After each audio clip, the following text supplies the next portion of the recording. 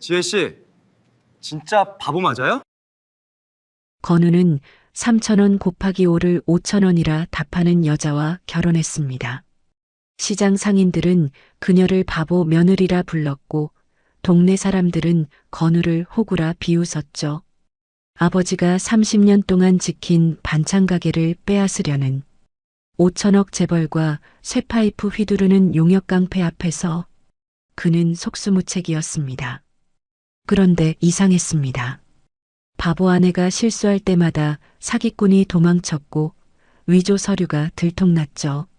석 달 뒤 법정에서 재벌 회장이 수갑을 차는 순간 모든 게 뒤집어졌습니다. 도대체 이 여자의 진짜 정체는 무엇일까요? 그리고 지혜가 남편조차 속이며 목숨 걸고 바보 연기를 해야 했던 이유는 무엇일까요? 사연 시작 전 구독과 좋아요로 함께 해주세요. 1년 전 건우 아버지의 장례식장. 사인은 갑작스러운 심장마비였습니다.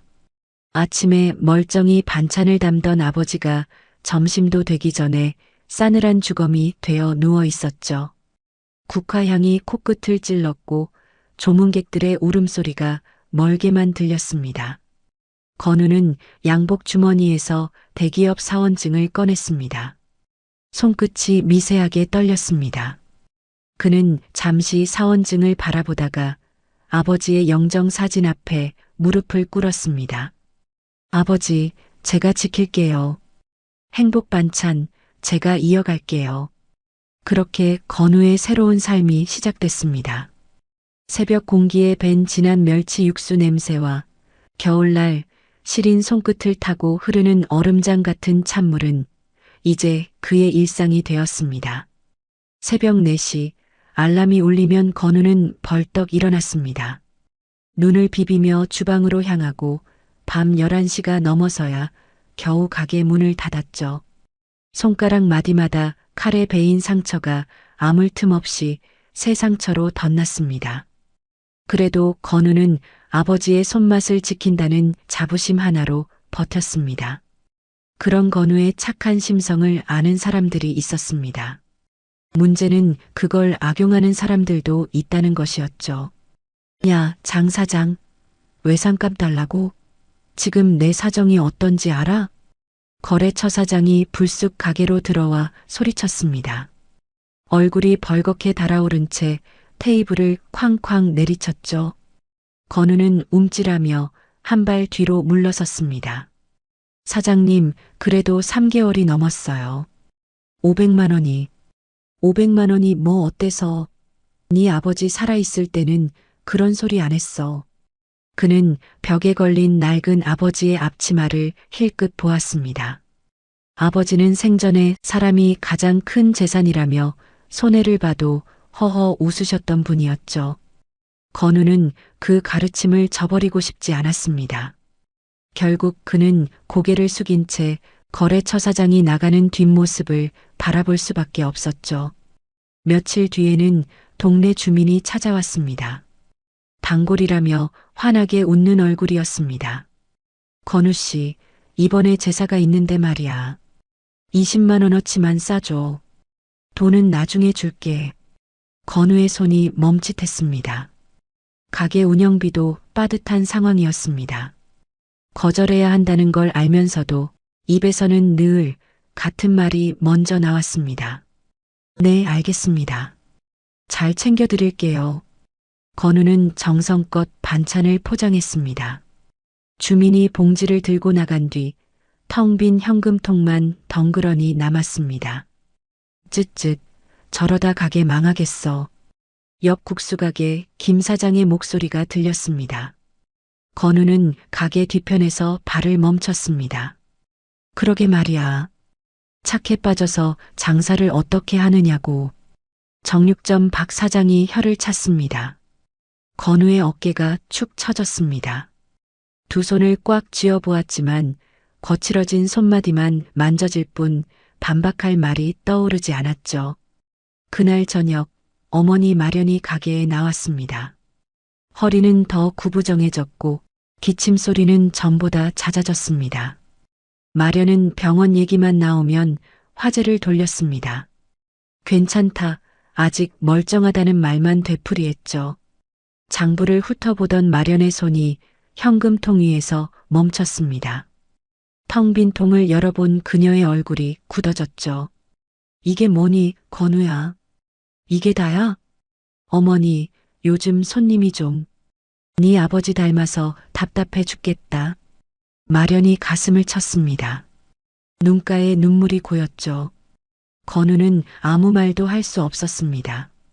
그저 고개를 숙인 채 어머니의 한탄을 들을 수밖에 없었습니다.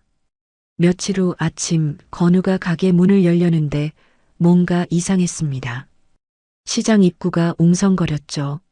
사람들이 모여서 위를 올려다보고 있었습니다. 성진건설 전통시장 현대화 사업 확정. 거대한 현수막이 시장 입구를 가로지르고 있었습니다. 화려한 색깔과 큼직한 글씨가 눈을 찔렀죠.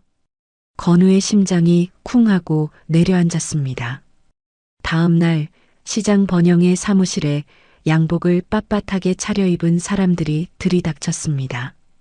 성진건설 직원들이었죠. 다음 주 수요일 오후 2시에 설명회 있습니다.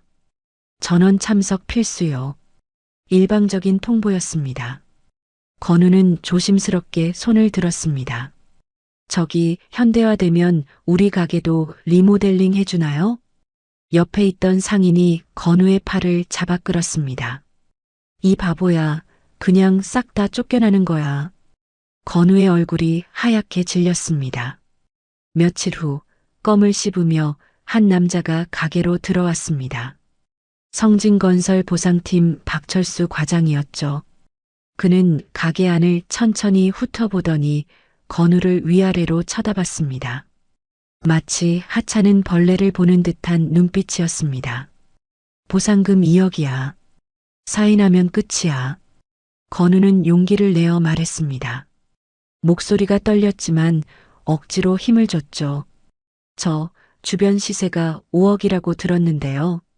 박 과장이 코웃음을 쳤습니다. 씹던 껌을 오물거리며 건우에게 한 발 다가섰죠. 지금 안 받으면 나중에 강제 집행당해. 그땐 1억도 못 받아. 건우의 등에서 식은땀이 흘렀습니다. 박 과장은 그 모습을 비웃듯 쳐다보다가 유유히 가게를 나갔습니다. 며칠 뒤 밤 10시 건우는 마감 청소를 하고 있었습니다. 그때 가게 문이 열리며 험상궂은 남자 3명이 들어왔습니다. 팔뚝에 문신이 드러나 있었죠. 반찬 좀 봅시다. 손님인 척 들어온 그들은 이내 본색을 드러냈습니다. 반찬통을 바닥에 엎어버리고 발로 밟았죠. 뭐야, 맛이 왜 이래? 이런 걸 팔아? 건우가 항의하려 하자 한 남자가 건우의 멱살을 움켜쥐었습니다. 담배와 술 냄새가 코를 찔렀죠. 회장님이 좋게 말할 때 들어. 알겠어? 건우는 주먹을 꽉 쥐었습니다. 당장이라도 들이받고 싶었지만 가게 안쪽 내실에서 쉬고 계실 몸 아픈 어머니를 생각하며 간신히 참아냈어요. 건우는 떨리는 손으로 휴대폰을 꺼냈습니다. 경찰에 신고하려는 것이었죠. 그러자 다른 남자가 귓가에 속삭였습니다. 어머니 혼자 계신 집 우리가 다 알아. 건우의 손에서 힘이 빠졌습니다. 휴대폰을 든 팔이 천천히 내려갔죠. 용역들은 비릿한 웃음을 남기고 사라졌습니다. 다음 날 박 과장이 두꺼운 서류 뭉치를 들고 다시 찾아왔습니다. 감정평가서라고 했죠. 여기 보셔. 건물이 노후돼서 가치가 거의 없어. 건우는 서류를 펼쳤습니다. 온통 전문 용어뿐이었습니다. 무슨 말인지 이해할 수가 없었죠. 박 과장이 한숨을 쉬며 말했습니다. 사장님은 을이야. 을은 시키는 대로 해야 이득이라고. 시장 상인회 긴급회의가 열렸습니다. 하지만 상인회장은 이미 성진건설에 매수된 상태였죠. 재벌을 어떻게 이겨? 받을 거 받고 나가는 게 상책이야. 김 사장이 분통을 터뜨렸습니다. 1억이 말이 돼? 평생 장사한 게 1억이라고? 박 사장도 고개를 절레절레 흔들었습니다. 하지만 대안이 없었습니다. 상인들은 발만 동동 구를 뿐이었죠. 그날 밤 건우가 집에 돌아오니 어머니가 전화 통화 중이었습니다. 중매쟁이와 통화하는 것 같았죠. 우리 아들 자기 명의 가게도 있고 참 착해요. 네, 성실하고요. 건우의 가슴이 먹먹해졌습니다. 마련은 아들의 처지를 숨기며 애처롭게 거짓말을 하고 있었죠. 제가 죽기 전에 아들 장가가는 것만 보면 소원이 없겠어요. 전화를 끊은 마련이 건우에게 말했습니다. 건우야, 선 한번 봐라. 가게가 넘어가도 처자식이 있으면 다시 일어설 수 있어. 어머니, 지금 가게가 망할 판인데 무슨 결혼이에요. 건우가 항변했습니다. 하지만 어머니의 눈에 눈물이 고이자 더 이상 말을 잇지 못했죠. 알겠어요. 한번 보기만 할게요. 그날 밤 건우는 텅 빈 가게에 홀로 앉았습니다. 아버지의 영정사진 앞에 소주잔을 올렸죠. 창밖으로 시장의 불빛이 하나둘 꺼져갔습니다. 아버지, 저 어떡하면 좋아요. 핸드폰이 진동했습니다. 박 과장이었죠. 내일 오전까지 도장 안 찍으면 보상금 지급 불가 명단에 올립니다. 건우의 손이 떨렸습니다. 소주잔을 쥔 손가락에 힘이 들어갔죠. 다음 날 아침 가게 문을 열자마자 박 과장이 용역 2명과 함께 들이닥쳤습니다. 테이블 위에 계약서와 인주가 세팅됐죠. 자, 빨리 도장 찍어요. 나 바쁜 몸이야. 건우의 심장이 미친 듯이 뛰었습니다. 손은 젖어 있었고 다리는 후들거렸죠. 그는 서랍에서 인감 도장을 꺼냈습니다. 손이 떨려 도장을 쥐기가 힘들었습니다. 아버지, 죄송합니다. 도장이 천천히 종이 쪽으로 내려갔습니다. 붉은 인주 위를 지나 계약서에 닿으려는 순간이었죠. 쾅! 가게 문이 거칠게 열렸습니다. 아이고, 장서방. 여기 있었구먼. 중매쟁이의 목소리였습니다. 건우가 고개를 들었죠. 중매쟁이 뒤로 한 여자가 서 있었습니다. 머리는 산발이 되어 헝클어졌고 한쪽 신발끈은 풀린 채 바닥을 질질 끌고 있었죠. 멍한 표정으로 콧물까지 살짝 훌쩍이며 가게 안을 둘러보던 그녀의 시선이 건우와 마주쳤습니다.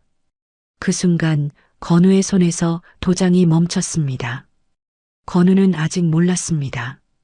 바보처럼 보이는 저 여자가 자신의 운명을 송두리째 바꿔놓을 사람이라는 것을. 그 여자는 참으로 이상했습니다. 한쪽 양말은 발목까지 흘러내려 있었고 시선은 허공 어딘가를 응시하고 있었죠. 입을 약간 벌린 채 멍하니 서 있는 모습은 마치 세상과 동떨어진 사람 같았습니다. 박 과장이 피식 웃음을 터뜨렸습니다. 뭐야, 이 미친 여자는? 그는 껌을 씹으며 지혜를 위아래로 훑어봤습니다. 하지만 중매쟁이와 마련까지 들이닥치자 분위기가 영 아니었죠. 박 과장은 혀를 차며 용역들에게 눈짓했습니다. 오후에 다시 올 테니까 도장 찍어놔. 알았지? 문이 닫히자 마련이 중매쟁이에게 달려갔습니다. 귓속말이었지만 건우의 귀에도 들렸죠. 아니, 이 사람아. 이게 뭐야? 우리 아들한테 이런 여자를 데려와? 중매쟁이가 손사래를 쳤습니다. 아이고, 사모님. 요즘 세상에 이 사람처럼 순하고 착한 여자가 없어요. 시키는 일 다 하고 불평 한마디 안 해요. 마련의 얼굴이 일그러졌습니다. 하지만 건우는 멍하니 서 있는 지혜에게서 눈을 뗄 수가 없었습니다. 뭔가 묘한 느낌이 들었죠. 건우가 조심스럽게 다가갔습니다. 안녕하세요. 저는 장건우라고 합니다. 지혜가 천천히 고개를 돌렸습니다. 눈동자가 초점을 찾는데 시간이 걸리는 것 같았죠. 안녕. 하세요. 말을 심하게 더듬었습니다. 눈도 제대로 마주치지 못하고 바닥만 내려다봤죠. 이름이 뭐예요? 한참의 침묵이 흘렀습니다. 지혜의 입술이 몇 번 달싹거리더니 겨우 소리가 나왔습니다. 지혜. 나이는요? 지혜가 손가락을 펴기 시작했습니다. 하나, 둘, 셋. 손가락을 꼽아가며 뭔가를 계산하는 신용을 했죠. 마련이 한숨을 푹 내쉬었습니다. 하지만 건우는 움직이지 않았습니다. 마련이 갑자기 생각난 듯 계산기를 꺼내 지혜 앞에 내밀었죠. 자, 이거 한번 해봐. 3,000원짜리 반찬 5개면 얼마야? 지혜가 계산기를 받아들었습니다. 그런데 계산기를 거꾸로 든 채 버튼을 두드리기 시작했죠. 화면이 보이지 않는 방향이었습니다. 한참을 두드리던 지혜가 고개를 갸웃거렸습니다. 5,000원? 마련이 이마를 짚었습니다. 중매쟁이도 민망한 듯 헛기침을 했죠. 가게 안에 무거운 침묵이 내려앉았습니다. 어머니, 건우가 마련의 손을 잡았습니다. 그의 눈시울이 붉어져 있었습니다. 세상 영악한 사람들한테 치이는 거, 저 이제 지긋지긋해요. 저 여자는 적어도 나를 속이지는 않잖아요. 우리 같은 사람끼리 서로 돕고 살면 안 될까요? 마련은 아들의 떨리는 목소리에 말문이 막혔습니다. 평생 호구 소리 들으면서도 속만 끓이던 아들이 처음으로 내비친 진심이었죠. 마련은 눈물을 훔치며 고개를 돌렸습니다. 그것은 묵인이고 허락이었습니다. 건우는 냉장고에서 반찬 몇 가지를 꺼냈습니다. 젓가락과 함께 지혜 앞에 내밀었죠. 지혜가 젓가락을 어설프게 쥐더니 반찬을 집어 입에 넣었습니다. 허겁지겁 먹는 모습이 마치 굶주린 아이 같았습니다. 맛있다. 지혜가 해맑게 웃었습니다. 볼에 양념이 묻어 있었지만 닦을 생각도 못하는 것 같았죠. 건우는 조용히 휴지를 건넸습니다. 그때 건우의 핸드폰이 울렸습니다. 박 과장이었죠. 장 사장, 나 한 번만 더 말할게. 결혼이고 뭐고 도장 안 찍으면 내일 포크레인 들어간다. 알아들어? 전화가 끊겼습니다. 건우의 손이 부들부들 떨렸습니다. 가슴이 답답해서 숨을 쉬기가 힘들었죠. 그날 밤 건우는 술을 마셨습니다. 1잔, 2잔. 어느새 소주 2병이 비었습니다. 가게 밖으로 나가려다 다리가 휘청거렸죠. 몸이 앞으로 쏠리는 순간 누군가 건우의 팔을 잡았습니다. 지혜였습니다. 생각보다 힘이 있었습니다. 건우의 무게중심이 안정되었죠. 술 기운에도 그 느낌이 묘하게 남았습니다. 괜찮아요? 건우가 고개를 돌리자 지혜는 다시 해벌레 웃으며 멍한 표정을 짓고 있었습니다. 건우는 머리를 가로저었습니다.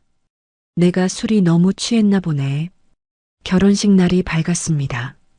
200명은 들어갈 법한 예식장은 20명 남짓한 하객으로 썰렁했습니다. 마련은 식장 구석에서 손수건으로 연신 눈물을 닦아냈습니다. 번듯한 대기업 다니던 아들이 바보 소리 듣는 신부를 맞이하는 게 가슴이 찢어지는 듯 했죠. 지혜가 버질로드를 걸었습니다. 세 발짝도 못 가서 드레스 끝을 밟고 휘청거렸고 부케가 바닥으로 떨어졌습니다. 하객들의 비웃음 소리가 들려왔어요. 주례사가 시작됐습니다. 그런데 뒷문이 스르륵 열리더니 양복 차림의 남자들이 줄줄이 들어왔습니다. 성진건설 직원들이었죠. 그들은 아무 말 없이 뒷줄에 서서 팔짱을 꼈습니다. 건우의 등에서 식은땀이 흘렀습니다. 하객들이 축의금을 내고 하나둘 빠져나갔죠. 건우가 축의금 접수대로 다가갔을 때 거기에 흰 봉투 하나가 놓여 있었습니다. 최종 퇴거 통보서. 일주일 안에 나가라는 사형 선고였죠. 신부 대기실로 들어간 건우는 서류를 주머니에 깊숙이 밀어 넣었습니다. 지혜가 의자에 앉아 멍하니 거울을 보고 있었죠. 지혜 씨 신혼여행은 좀 미뤄야 할 것 같아요. 지혜가 고개를 끄덕였습니다. 그 후론 아무 말이 없었죠. 신혼집인 허름한 원룸으로 돌아가는 택시 안. 지혜는 건우의 어깨에 기대어 잠든 척했습니다. 하지만 그녀의 감긴 눈꺼풀 아래로 눈동자가 기민하게 움직이고 있었어요. 건우의 한숨 소리, 주머니에서 삐죽 나온 서류의 질감, 그의 절망적인 표정까지 지혜는 모두 기록하듯 담아내고 있었죠. 집에 도착해 건우가 씻으러 욕실로 들어가자 지혜의 눈빛이 180도 변했습니다. 멍한 눈빛이 사라지고 날카로운 시선이 드러났습니다. 지혜는 천천히 건우의 외투로 다가갔죠. 주머니에서 서류 봉투를 꺼냈습니다. 봉투를 열고 서류를 펼쳤죠. 지혜의 눈동자가 빠르게 움직였습니다. 복잡한 법률 용어와 숫자들을 훑어내려갔어요. 보통 사람이라면 한 줄 읽는데도 버거울 내용이었습니다. 하지만 지혜의 시선은 물 흐르듯 자연스러웠어요. 그러다 특정 문장 하나에서 시선이 멈췄습니다. 지혜의 눈썹이 미세하게 꿈틀거렸습니다. 지혜는 서류를 원래대로 접어 봉투에 넣었습니다. 다시 외투 주머니에 밀어 넣었죠. 그리고 깊은 한숨을 내쉬었습니다. 그 한숨에는 바보 신부의 모습은 어디에도 없었습니다. 욕실 물소리가 멈췄습니다. 지혜는 재빨리 고개를 떨구었습니다. 스케치북을 펴고 크레파스를 집어들었죠. 엉망진창인 그림을 그리기 시작했습니다. 해가 네모나고 나무가 뒤집혀 있는 그림이었죠. 욕실 문이 열렸습니다. 건우가 수건으로 머리를 닦으며 나왔어요. 지혜가 고개를 들었습니다. 다시 멍한 눈빛이었습니다. 오빠, 배고파. 건우는 라면을 끓이며 생각했습니다. 이 여자가 평생 짐이 될지도 모른다고. 하지만 괜찮았습니다. 차가운 세상에서 유일하게 자기를 보며 웃어주는 사람이니까요. 하지만 그는 몰랐습니다. 멍하게 스케치북을 바라보는 아내의 눈 속에서 그가 보지 못한 어떤 계산이 이미 조용히 끝나 있었다는 것을. 그날 밤이었습니다. 건우의 고른 숨소리가 방 안을 채웠어요. 지혜는 눈을 떴죠. 천천히 몸을 일으켜 남편의 얼굴을 내려다봤습니다. 깊이 잠든 모습이었습니다. 이마에 깊게 패인 주름이 잠결에도 펴지지 않았어요. 지혜는 소리 없이 이불을 걷고 일어났습니다. 옷장 깊숙한 곳에서 낡은 노트북을 꺼냈어요. 화면이 켜지자 푸른 빛이 그녀의 얼굴을 비췄습니다. 이름 없는 폴더가 화면에 떠 있었습니다. 암호 입력창이 깜빡거렸죠. 지혜의 손가락이 키보드 위에서 멈췄습니다. 그녀의 뇌리에 빗줄기가 쏟아지던 그날의 기억이 스쳤습니다. 믿었던 사람의 배신, 그리고 권력 앞에 무릎 꿇어야 했던 법정. 죽은 듯이 살아라. 그래야 네 오빠도 산다. 차가운 목소리가 귓전을 때렸습니다. 지혜는 가늘게 떨리는 손을 꽉 쥐었습니다. 결국 지혜는 노트북을 덮었습니다. 창밖을 바라봤죠. 달빛이 창문 틈으로 스며들었습니다. 이 남자는 아무것도 몰라도 돼. 지혜는 낮게 중얼거렸습니다. 잠든 건우를 한 번 더 바라본 뒤 노트북을 다시 옷장 안에 숨겼죠. 다음 날 아침이 밝았습니다. 지혜는 거울 앞에 섰습니다. 손가락으로 머리카락을 헝클어뜨렸죠. 깔끔하게 빗었던 머리가 새 둥지처럼 엉켰습니다. 양말 한쪽을 일부러 흘러내리게 하고 입을 살짝 벌린 채 멍한 표정을 지었죠. 거울 속에는 어제의 바보 아내가 서 있었습니다. 가게에 출근한 건우는 테이블에 계약서를 펼쳐놓고 머리를 싸매고 있었습니다. 이마에 손을 짚은 채 한숨만 내쉬었죠. 어떻게 해야 하지? 일주일밖에 안 남았는데. 지혜가 슬금슬금 다가왔습니다. 건우는 신경 쓸 겨를이 없었죠. 그 사이 지혜는 테이블 위에 놓인 크레파스 통을 집어들었습니다. 예, 예쁘다. 지혜가 빨간 크레파스를 꺼내더니 계약서 위에 낙서를 하기 시작했습니다. 동그라미, 세모, 꼬불꼬불한 선. 아이가 그린 것처럼 엉망이었어요. 특히 특정 문단 위에 빨간 동그라미를 여러 번 덧칠해 뭉개 놓았죠. 지혜씨 뭐해요? 건우가 황급히 계약서를 빼앗았습니다. 얼굴이 벌겋게 달아올랐죠. 이게 얼마나 중요한 서류인데. 지혜는 눈을 껌뻑이며 고개를 갸웃거렸습니다. 아무것도 이해하지 못하는 표정이었죠. 건우는 한숨을 푹 내쉬며 계약서를 다시 펼쳤습니다. 그런데 눈에 띄는 게 있었습니다. 지혜가 그린 동그라미가 특정 문장을 감싸고 있었죠. 건우는 무심코 그 부분을 읽었습니다. 본 계약에 서명한 자는 일체의 이의를 제기하지 않으며. 건우의 눈썹이 찌푸려졌습니다. 다시 읽어봤죠.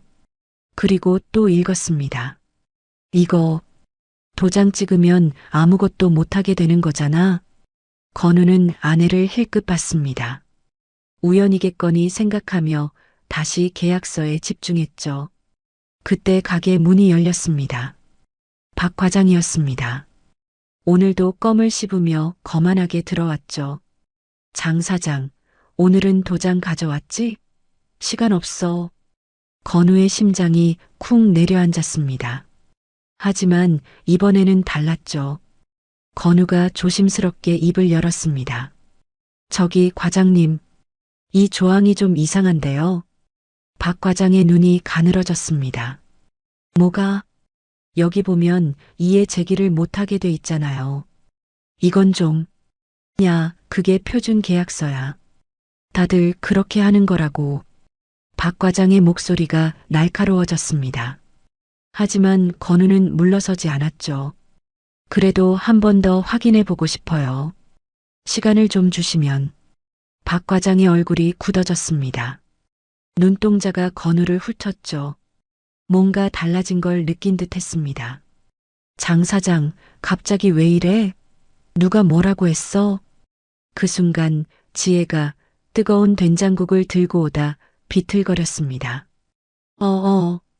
지혜의 발이 꼬이더니 국물이 박 과장의 값비싼 구두와 바짓단으로 쏟아졌습니다. 아, 뜨거워. 박 과장이 비명을 지르며 펄쩍 뛰었습니다. 지혜는 미안해요. 라며 허둥지둥 행주를 집어들었습니다.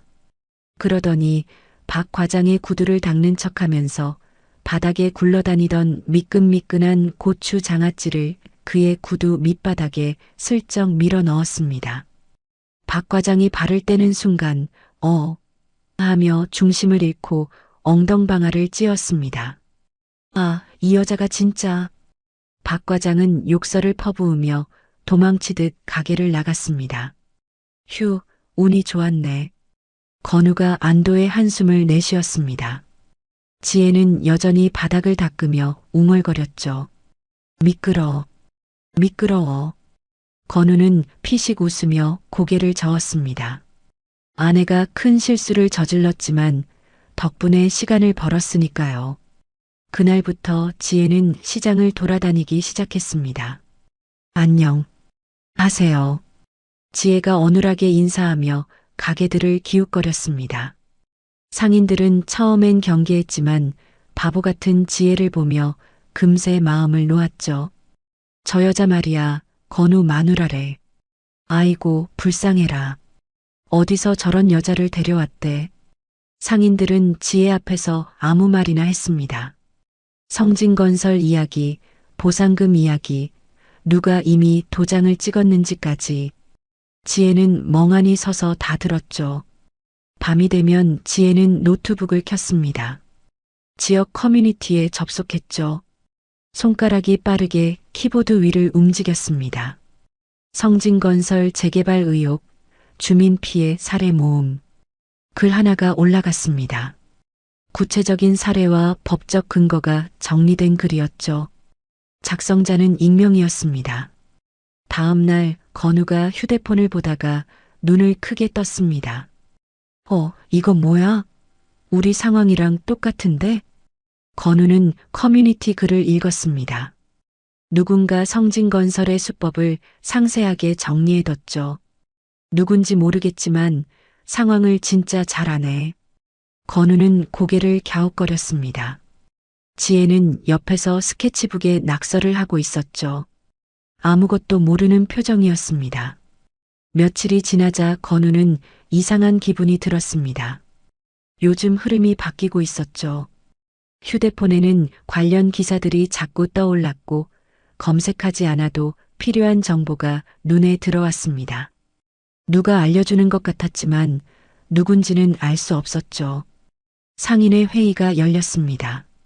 이장이 여전히 패배주의적인 말을 늘어놓았죠. 받을 거 받고 나가는 게 현명한 거야. 재벌을 어떻게 이겨? 그때 건우가 손을 들었습니다. 이장님, 그런데 계약서에 이상한 조항이 있더라고요. 회의장이 술렁였습니다. 건우가 계약서의 문제점을 하나하나 짚었죠. 상인들의 표정이 달라지기 시작했습니다. 그게 진짜야? 아니, 나도 자세히 안 읽어봤는데. 이장의 얼굴이 일그러졌습니다. 하지만 상인들의 마음이 흔들리는 건 막을 수 없었죠. 회의장 밖 지혜는 멀찍이 서서 그 모습을 지켜보고 있었습니다. 입가에 희미한 미소가 스쳤죠. 그날 밤 서울의 한 고급 빌딩 꼭대기층 최두식 회장이 보고를 받고 있었습니다. 박 과장이 고개를 숙인 채 서 있었죠. 장건우라는 놈이 갑자기 달라졌다고? 예, 회장님. 전엔 이렇다 할 반응이 없었는데 요즘 이상합니다. 최두식의 눈이 가늘어졌습니다. 뒤에 누가 있어? 찾아. 다음 날 가게에 낯선 남자가 나타났습니다. 양복을 입고 안경을 쓴 중년 남자였죠. 사설탐정이었습니다. 안녕하세요, 장 사장님. 잠깐 여쭤볼 게 있어서요. 건우가 긴장한 사이 지혜가 슬금슬금 다가왔습니다. 손님이다. 지혜가 탐정에게 다가가더니 그의 양복 단추를 만지작거렸습니다. 반짝. 탐정이 당황해서 뒤로 물러섰습니다. 지혜는 해맑게 웃으며 탐정의 주변을 빙빙 돌았죠. 누구세요? 아저씨. 이름이 뭐예요? 탐정의 눈에 실망이 스쳤습니다. 바보 같은 여자를 보며 의심을 거뒀죠. 아닙니다. 잘못 왔네요. 탐정이 황급히 가게를 나갔습니다. 건우가 어리둥절한 표정으로 지혜를 봤죠. 지혜 씨, 괜찮아요? 응, 괜찮아. 지혜가 다시 스케치북을 집어들었습니다. 크레파스로 무언가를 그리기 시작했죠. 하지만 이번엔 낙서가 아니었습니다. 아무도 알아볼 수 없는 기호들. 화살표와 선이 복잡하게 얽혀 있었죠. 그것은 마치 거대한 작전 계획처럼 보였습니다. 지혜의 눈동자가 차갑게 빛났습니다. 이제 진짜 전쟁을 준비할 시간이었죠. 시장에 낯선 남자가 나타났습니다. 말끔한 양복에 반짝이는 구두. 이준호라는 이름의 그 남자는 환한 미소를 지으며 상인들에게 명함을 돌렸죠. 재개발 보상금 전문 컨설팅입니다. 성진건설한테 제대로 못 받으시죠? 저한테 맡기시면 보상금 2배로 받아드립니다. 상인들의 눈이 반짝였습니다. 달콤한 말이었죠. 건우도 솔깃해서 명함을 받아왔습니다. 지혜 씨, 이 사람 믿을만할까? 지혜가 명함을 받아들었습니다. 멍한 표정으로 명함을 이리저리 돌려보더니 코에 가져다 댔죠. 킁킁 냄새를 맡는 신용이었습니다. 냄새. 이상해. 건우는 피식 웃으며 명함을 도로 가져갔습니다. 아내의 이상한 행동쯤이야 익숙했으니까요.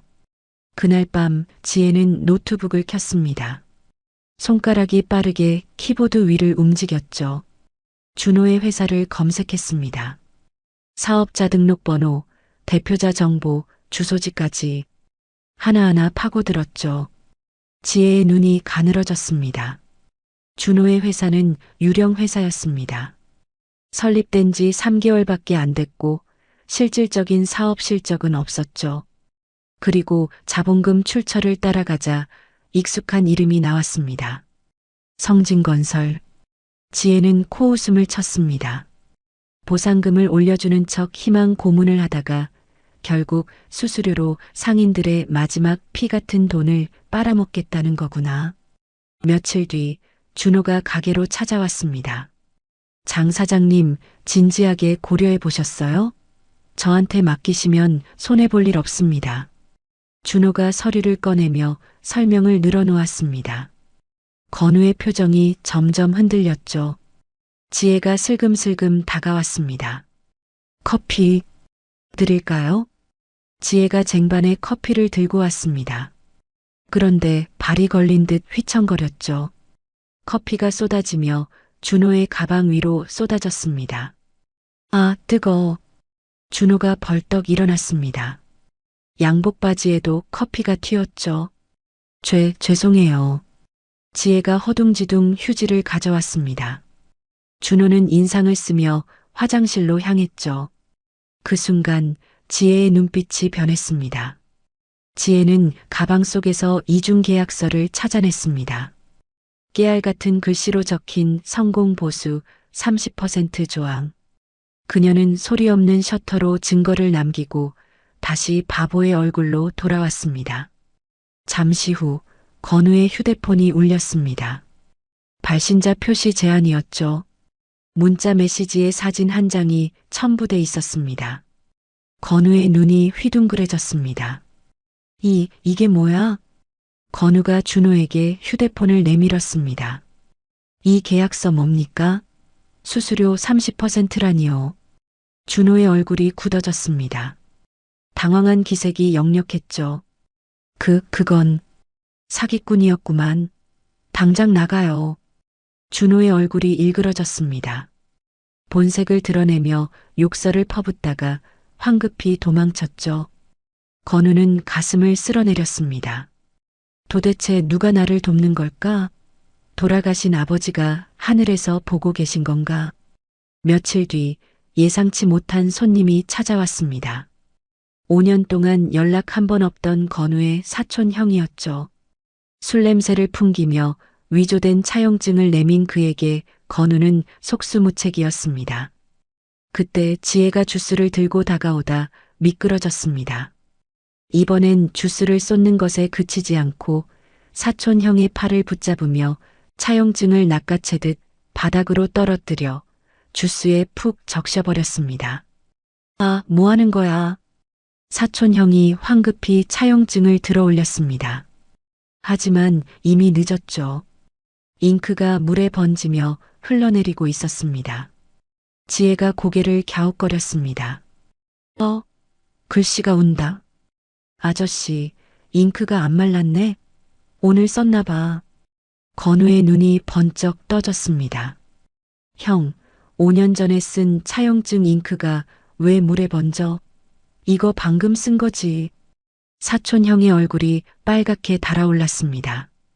입이 벌름거렸지만 아무 말도 나오지 않았죠. 결국 그는 욕설을 내뱉으며 가게를 뛰쳐나갔습니다. 건우가 지혜를 덥석 끌어안았습니다. 지혜 씨, 네 실수가 날 살렸어. 지혜는 멍한 표정으로 웃었습니다. 하지만 그녀의 시선은 창밖을 향하고 있었죠. 사촌 형이 골목 끝에서 검은 승합차에 타는 모습이 보였습니다. 차 옆에는 성진건설 용역들이 서 있었죠. 지혜는 슬쩍 휴대폰을 꺼내 사진을 찍었습니다. 다음 날 아침 지혜가 건우에게 말했습니다. 심부름 다녀올게. 건우는 대수롭지 않게 고개를 끄덕였죠. 지혜는 떡 상자를 들고 가게를 나섰습니다. 김영수 감정평가사 사무실. 지혜는 환하게 웃으며 문을 열었습니다. 떡이요. 맛있어요. 직원이 의아한 표정을 지었습니다. 저희한테요? 누가 보내신 거예요? 시장에서. 감사하대요. 직원은 어리둥절했지만 떡을 받았습니다. 마침 김감정 평가사가 외출 중이라 사무실엔 직원 혼자뿐이었죠. 아, 잠깐만요. 제가 전화 좀 받고 올게요. 직원이 자리를 비웠습니다. 지혜의 표정이 순식간에 바뀌었죠. 그녀는 재빠르게 창가의 화분으로 다가갔습니다. 주머니에서 초소형 장치를 꺼냈죠. 손가락 한마디만한 크기였습니다. 지혜는 능숙한 손놀림으로 화분 밑에 장치를 부착했습니다. 심장이 빠르게 뛰었지만 손은 조금도 떨리지 않았죠. 마치 수백 번 해본 것처럼 자연스러웠습니다. 직원이 돌아왔을 때 지혜는 다시 멍한 표정으로 화분의 꽃을 만지고 있었습니다. 예뻐. 꽃. 아, 네. 떡 감사합니다. 지혜는 해맑게 웃으며 사무실을 나왔습니다. 그날 밤부터 지혜의 노트북에는 음성 파일이 쌓이기 시작했습니다. 감정평가사와 성진건설 임원의 대화가 고스란히 녹음됐죠. 김 사장, 다음 주 금요일에 만나죠. 평소대로 하시면 됩니다. 알겠습니다. 금액은 같죠? 지혜는 날짜와 장소를 메모했습니다. 뒷돈 거래 현장을 잡을 수 있는 정보였죠. 그녀는 감정평가 조작 증거 목록을 하나하나 정리하기 시작했습니다. 한편 건우는 상인회에서 점점 목소리를 높이고 있었습니다. 알 수 없는 행운들 덕분에 자신감이 붙었죠. 상인들도 건우의 말에 귀 기울이기 시작했습니다. 하지만 아직 두려움은 남아 있었습니다. 어느 날 밤 김 사장의 국수가게 앞에서 소란이 벌어졌습니다. 용역들이 휘발유통을 들고 서 있었죠. 가로등 불빛 아래 붉은 통이 섬뜩하게 빛났습니다. 아저씨, 계속 버틸 거야? 가게 태워버릴까? 김 사장의 얼굴이 새하얗게 질렸습니다. 다리가 후들거려 주저앉을 것 같았죠. 용역들은 비웃으며 사라졌습니다. 지혜는 어둠 속에서 그 장면을 촬영하고 있었습니다. 하지만 영상을 공개하진 않았죠. 아직 때가 아니었습니다. 다음 날 지혜는 인터넷 법률 상담 게시판에 글을 올렸습니다. 재개발 사기 수법 주의보. 이런 회사 조심하세요. 구체적인 수법과 피해 사례가 정리된 글이었죠. 글은 순식간에 퍼져나갔습니다. 비슷한 피해를 당한 사람들의 댓글이 쏟아졌습니다. 저희 동네도 똑같아요. 이거 어디 신고하면 되나요? 여론이 움직이기 시작했습니다. 건우는 상인들 앞에 섰습니다. 우리도 뭉치면 이길 수 있어요. 같이 싸워봅시다. 하지만 상인들의 반응은 여전히 미지근했습니다. 뭘 믿고 그래? 우리한테 변호사라도 있어? 건우는 할 말이 없었습니다. 그저 주먹만 꽉 쥘 뿐이었죠. 지혜는 서랍 깊숙한 곳에서 자신이 만든 그림책 매뉴얼을 꺼내보았습니다. 어려운 법률 용어 대신 사기꾼의 특징, 협박당했을 때 대처법 등을 예쁜 그림으로 그려 넣은 책이었습니다. 지혜는 잠든 건우의 손마디에 박힌 굳은 살을 어루만지며 다짐했습니다. 조금만 기다려요, 건우 씨. 내가 당신의 가장 든든한 방패가 되어줄 테니까. 그리고 지혜는 직감했습니다. 최두식 회장이 이 지지부진한 상황을 끝내기 위해 조만간 가장 잔인한 방법을 쓸 거라는 사실을요. 지혜는 조용히 국수집으로 향했습니다. 용역들에게 협박당한 뒤로 김 사장의 얼굴은 반쪽이 되어 있었습니다. 지혜는 주머니에서 작은 기계 하나를 꺼내 장난감처럼 만지작거렸습니다. 아저씨, 이거 예뻐. 오빠가 노래 나온대. 지혜가 건넨 것은 초소형 녹음기였습니다. 김 사장이 의아한 눈으로 쳐다보자 지혜는 해맑게 웃으며 버튼을 눌러 보였습니다. 말하면 다 들어있어. 신기해. 그 순간 김 사장의 눈이 번뜩였습니다. 그래, 녹음을 하면 증거가 되겠구나.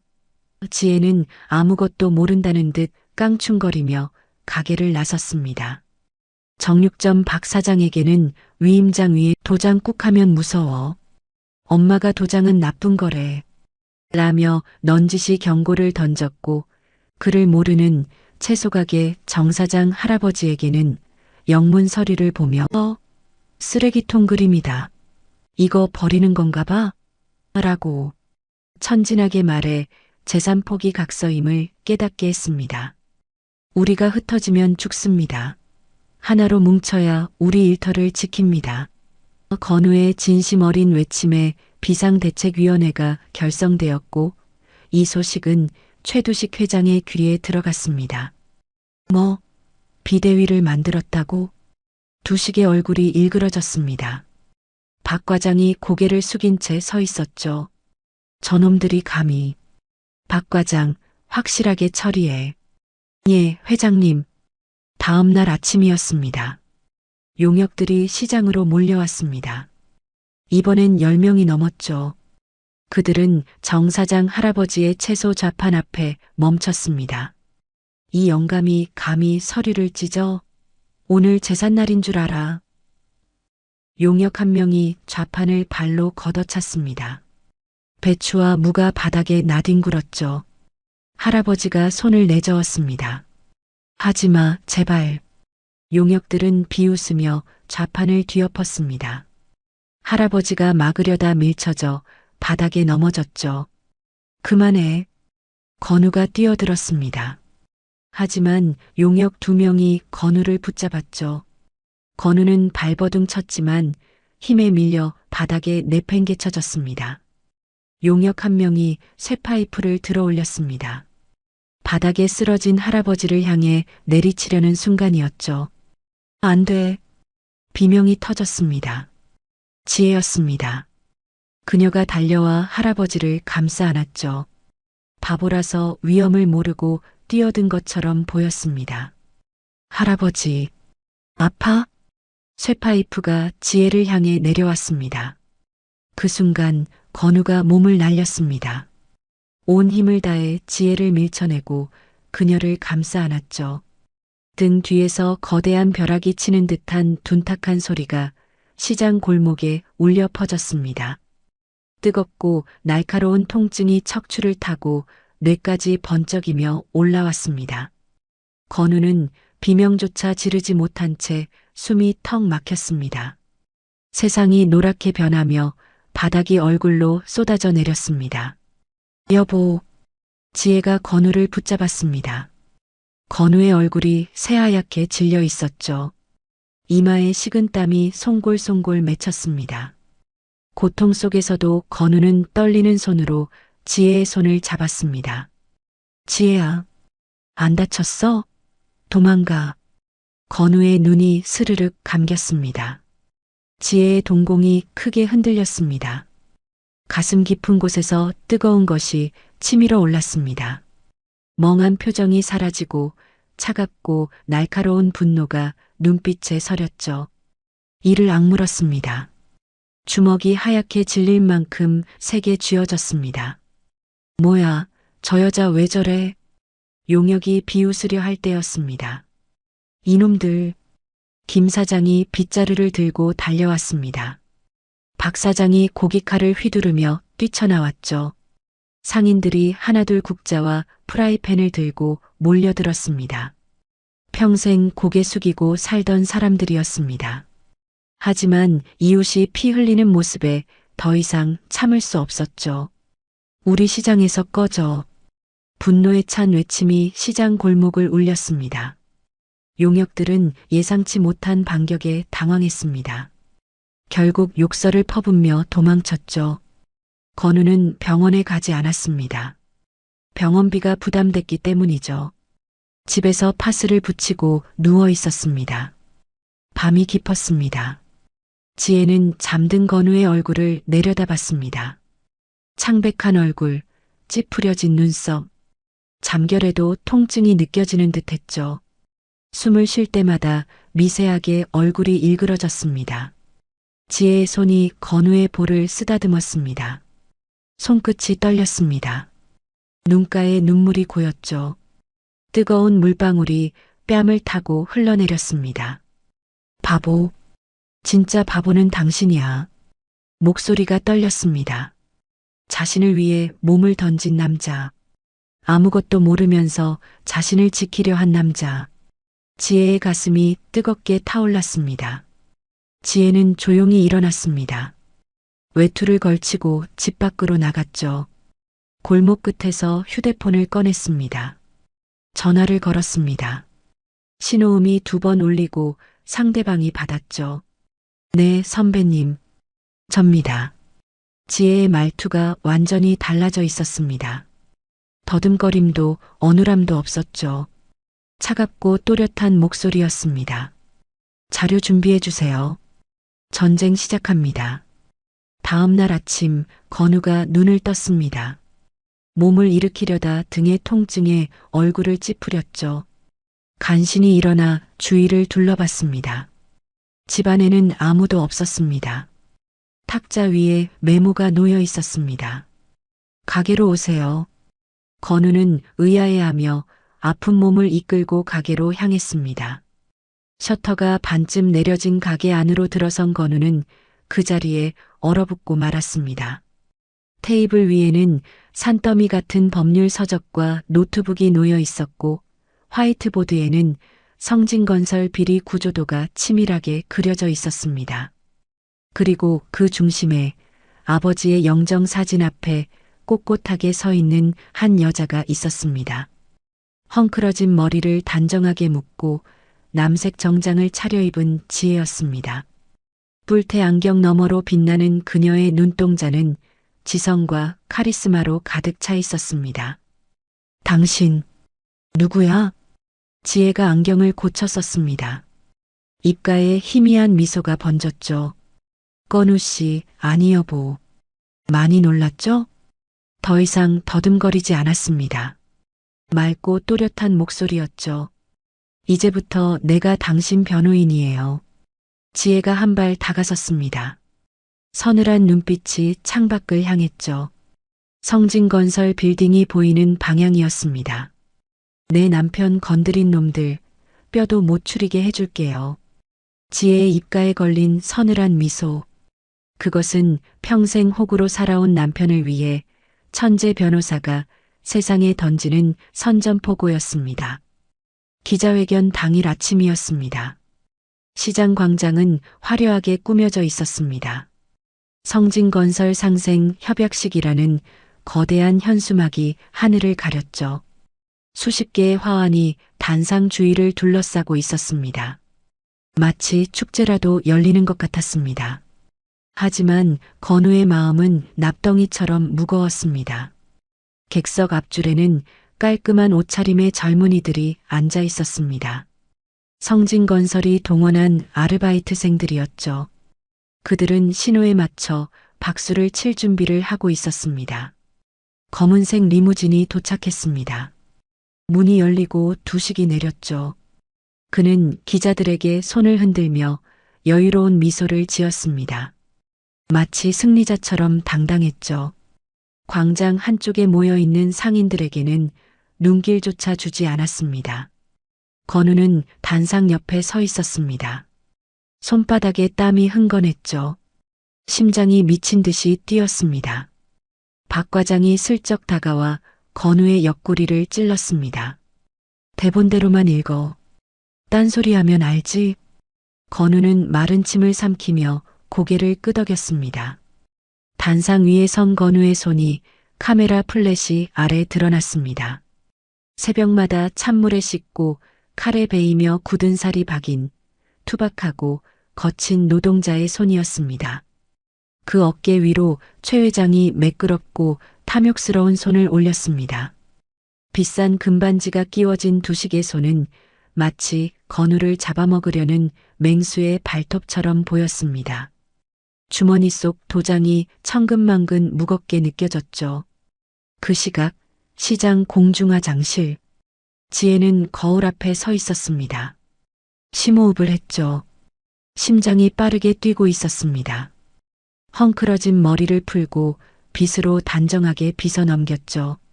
뒤로 깔끔하게 묶었습니다. 가방에서 검은 뿔테 안경을 꺼내 썼습니다. 숨겨뒀던 정장 재킷을 꺼내 입었죠. 구겨진 부분을 손으로 펴고 단추를 채웠습니다. 거울 속에는 더 이상 바보 아내가 없었습니다. 날카로운 눈빛의 변호사만 남아 있었어요. 지혜는 자신의 모습을 찬찬히 살폈습니다. 오랜만에 마주하는 진짜 자신이었습니다. 지혜는 깊게 숨을 들이쉬었습니다. 시작하자. 광장에서는 행사가 시작됐습니다. 사회자가 마이크를 잡고 밝은 목소리로 외쳤죠. 가장 먼저 계약에 합의한 모범 상인 장건우 씨를 모시겠습니다. 박수 소리가 터졌습니다. 건우는 떨리는 다리를 이끌고 단상에 올랐죠. 수십 대의 카메라가 일제히 플래시를 터뜨렸습니다. 눈이 부셔서 제대로 뜰 수가 없었어요. 두식이 단상으로 올라왔습니다. 건우의 어깨에 손을 올리며 기자들을 향해 웃었습니다. 자, 이 계약서에 도장만 찍으면 우리 가족이 되는 겁니다. 카메라가 다시 한번 번쩍였습니다. 건우는 떨리는 손으로 주머니에서 도장을 꺼냈습니다. 테이블 위에 놓인 붉은 인주가 눈에 들어왔죠. 도장을 인주에 가져가려는 순간이었습니다. 그 계약은 무효입니다. 쩌렁쩌렁한 외침이 광장을 갈랐습니다. 시장 골목 사이로 쏟아지는 아침 햇살을 등지고 한 여자가 걸어 나왔습니다. 단정하게 묶은 머리와 검은 정장, 그리고 안경 너머로 뿜어져 나오는 위엄. 그녀는 마치 시장을 지키기 위해 내려온 수호신 같은 기세로 군중을 해치며 다가왔습니다. 또각, 또각. 구두 굽소리가 정의의 박자처럼 광장에 울려 퍼졌습니다. 뭐야? 저 여자가 왜 저래? 끌어내. 용역들이 우르르 달려갔습니다. 하지만 지혜는 멈추지 않았죠. 품에서 무언가를 꺼내 높이 들어 보였습니다. 변호사 송지혜입니다. 내 몸에 손 떼면 형법 제260조 폭행죄로 현행범 체포됩니다.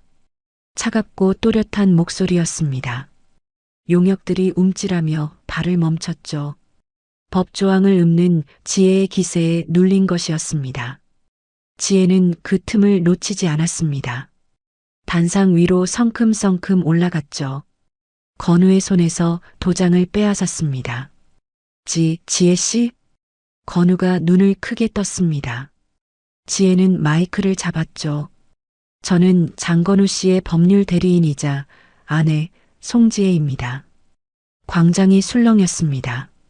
지혜의 목소리가 스피커를 타고 울려 퍼졌죠. 이 자리는 사기극입니다. 기자들이 미친 듯이 셔터를 눌렀습니다. 특종 냄새를 맡은 것이죠.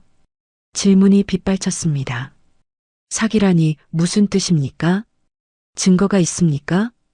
최두식 회장의 얼굴이 굳어졌습니다. 그가 고함을 질렀죠. 마이크 꺼.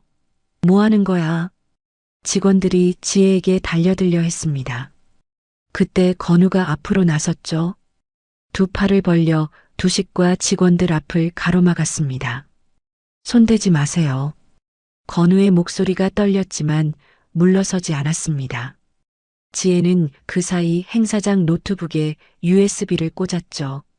대형 스크린에 화면이 떴습니다. 성진건설의 두 얼굴. 기자들의 카메라가 스크린을 향했습니다.